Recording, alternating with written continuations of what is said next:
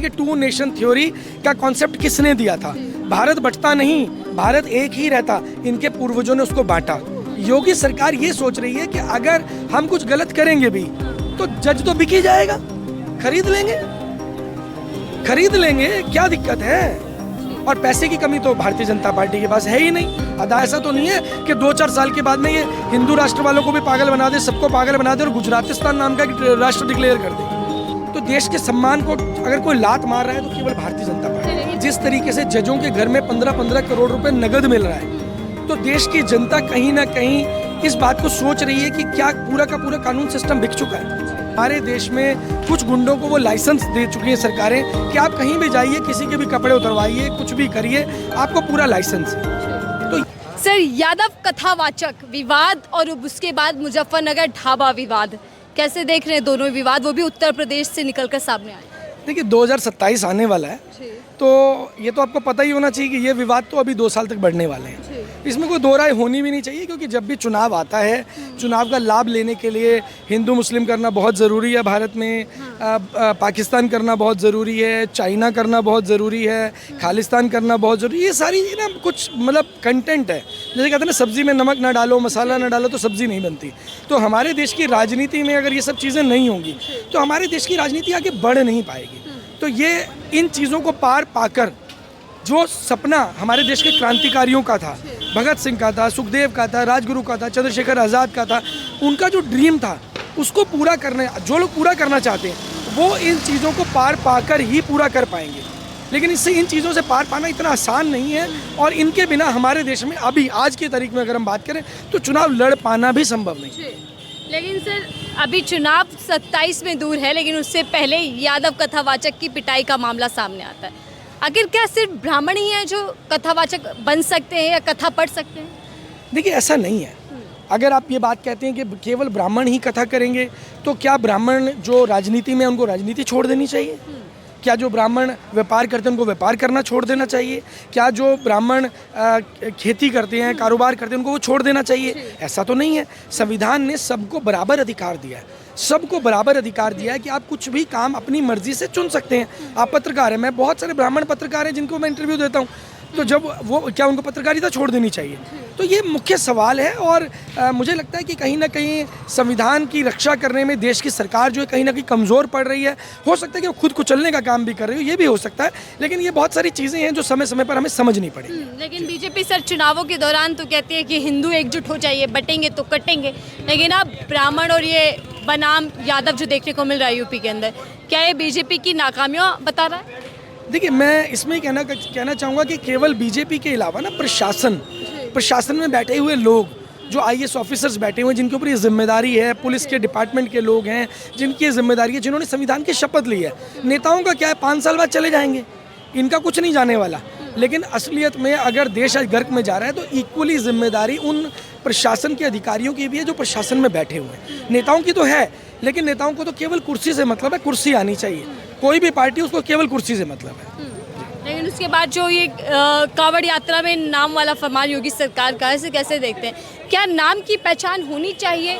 ये पवित्रता के लिए है या फिर और केवल हिडन एजेंडा है? देखिए नाम की पहचान से तो कोई फ़र्क नहीं पड़ता, नाम बता भी देंगे तो फ़र्क नहीं पड़ता, लेकिन उसके पीछे जो छुपा हुआ एजेंडा चल रहा है, जिसके बेस के ऊपर दंगा फैलाने की, साजिश करने की, हिंदू मुस्लिम करने की जो वो जो मंशा है, जो इंटेंशन है। जैसे संविधान के बारे में बाबा साहब ने बहुत अच्छा एक वक्तव्य दिया था, जो मैं अक्सर मीडिया में भी कहता हूँ, कि जब बाबा साहब से पूछा गया कि जो संविधान है क्या ये दुनिया का सबसे बेहतरीन संविधान है, तो बाबा साहब ने बहुत अच्छा जवाब दिया कि देश का किसी भी देश का संविधान खराब या अच्छा नहीं होता है।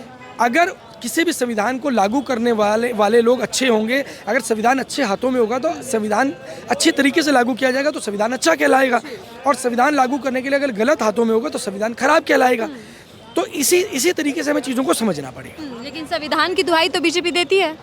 देखिए दुहाई देना, अभी भी आप देख रहे होंगे कि सियासत में एक और चीज़ चल रही है, समाजवाद वर्सेस नमाजवाद। सुधांशु जी कह रहे हैं कि विपक्ष की जितने भी तमाम पार्टियां हैं नमाजवादी हैं।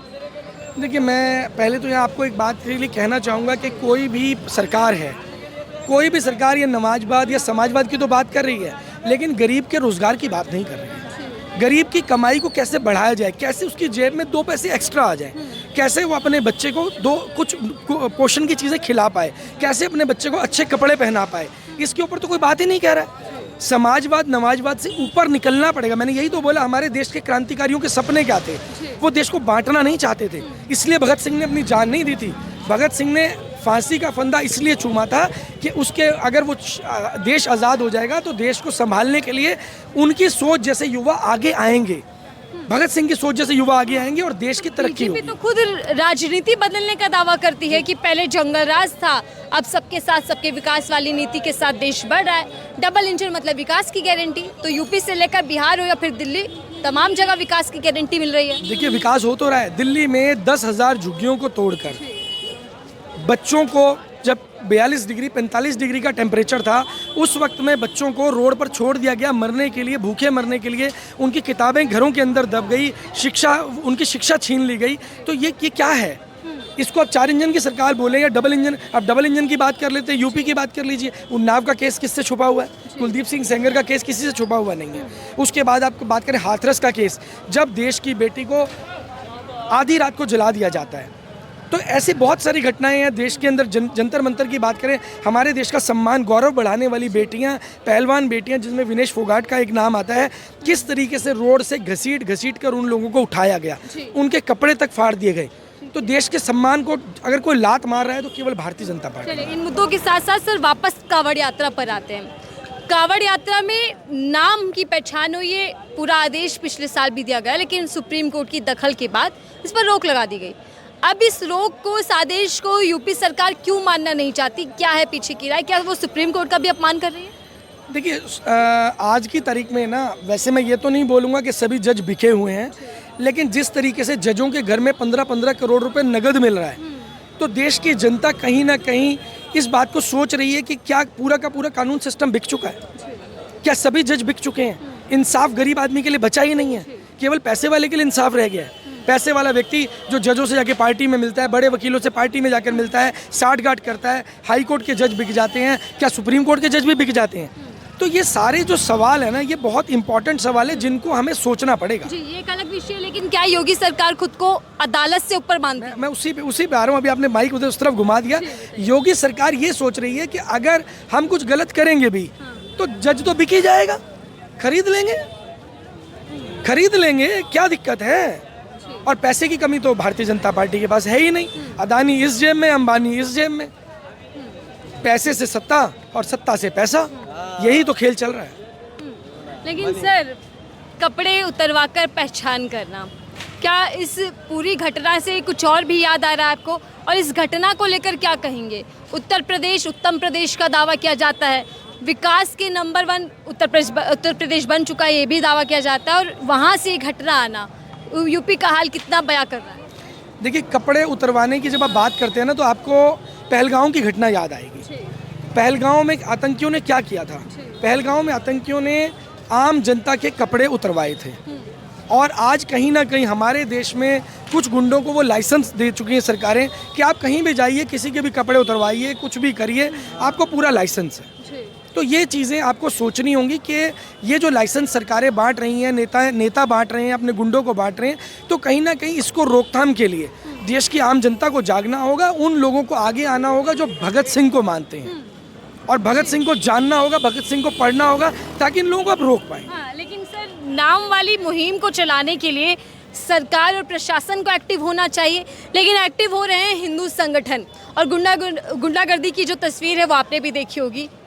यशवीर जी साधु हैं, स्वामी कहलाते हैं अपने आप को, लेकिन उनके कार्यकर्ता वो खुद जाकर किस तरीके की पहचान कर रहे हैं कपड़े उतरवा कर? देखिए, जो साधु होगा ना, उसके पास इतना समय ही नहीं होता। साधु का मतलब है वो व्यक्ति जिसके लिए सब एक समान है। अब गुरु नानक जी के 2 शिष्य थे, बाला और मर्दाना, मुसलमान और हिंदू, उन्होंने तो कभी भेदभाव नहीं किया। तो जो संत होगा उसके पास में भेदभाव करने के लिए समय ही नहीं होगा। और अगर सही मायने में बात करें ढकोसला करने के लिए, तो मुझे भगवा कपड़े पहना दीजिए, मैं भी कह दूंगा कि मैं भी साधु बन गया। भगवा कपड़ा पहनने से कोई साधु नहीं बन सकता। आपकी सोच में जो पवित्रता आती है, उसके साथ में आप साधु बन सकते हैं।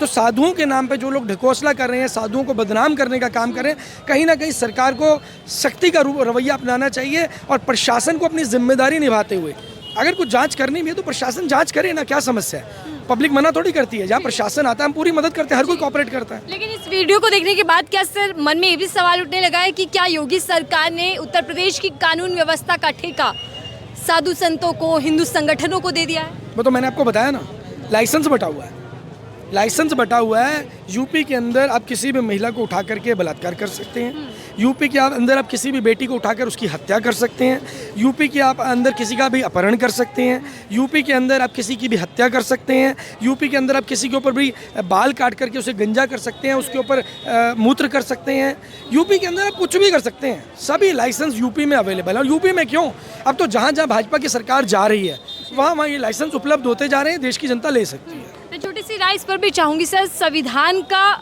मुद्दा बार बार गरमाया लोकसभा चुनाव के बाद, और अब बीजेपी आरएसएस के नेताओं का बयान भी आया कि धर्मनिरपेक्ष और समाजवाद शब्द को हटा देना चाहिए। इसके पीछे क्या मंशा लग रही है? क्योंकि जगदीप धनखड़ जी तो उसको नासूर भी कह रहे हैं। देखिए ये वही लोग हैं जिनको जब देश दो टुकड़ों में बटा तब भी चैन नहीं आया। जब देश को दो टुकड़ों में बांटा गया, भारत बना और पाकिस्तान बना, और वो देश किसने बांटा? इनके पूर्वजों ने बांटा।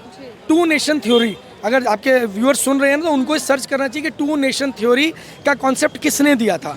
भारत बंटता नहीं, भारत एक ही रहता, इनके पूर्वजों ने उसको बांटा।